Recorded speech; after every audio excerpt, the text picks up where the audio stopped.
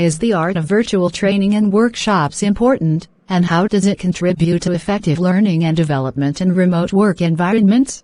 The art of virtual training and workshops is crucial because it enables effective learning and development in remote work environments. It provides opportunities for skill development, knowledge sharing, and collaborative problem solving, essential for professional growth. Effective virtual training and workshops replicate the benefits of in-person experiences while adapting to the flexibility and accessibility of remote work. What are some key elements and best practices for conducting engaging virtual training and workshops, and how can facilitators create interactive and informative sessions? Key elements include clear learning objectives, well-structured content, and active participant engagement. Best practices involve using multimedia, interactive exercises, and group discussions. Facilitators should encourage questions and interactions, provide feedback, and maintain a positive and inclusive virtual environment to keep participants engaged and informed.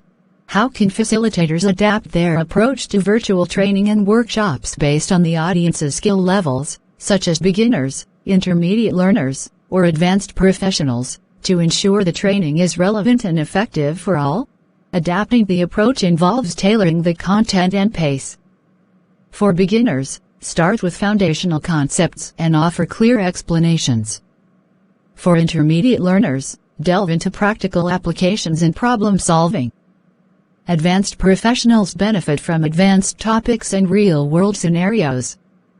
Always consider the audience's needs and skill levels to make the training relevant and effective.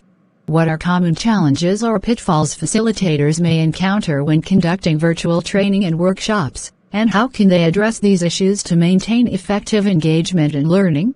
Common challenges include technical issues, participant disengagement, and managing distractions. To address these issues, facilitators should ensure participants have access to technical support, encourage active participation, and use interactive tools. Set clear expectations and ground rules for the workshop to minimize distractions and maintain engagement. How can facilitators measure the success of their virtual training and workshops, and what are signs that they are effectively enhancing learning and development in remote work environments? Success can be measured through participant feedback, assessments, and observed improvements in skills and knowledge.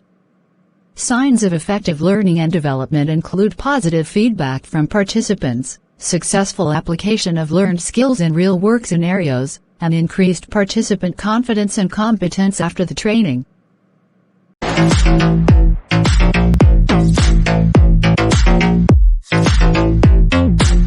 Hello viewers. If you enjoyed this video, please show your appreciation by hitting the like button. Your likes encourage me to create more content that you'll love.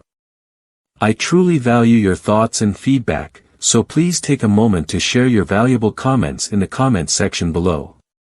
Your comments help me improve and shape the future videos on this channel.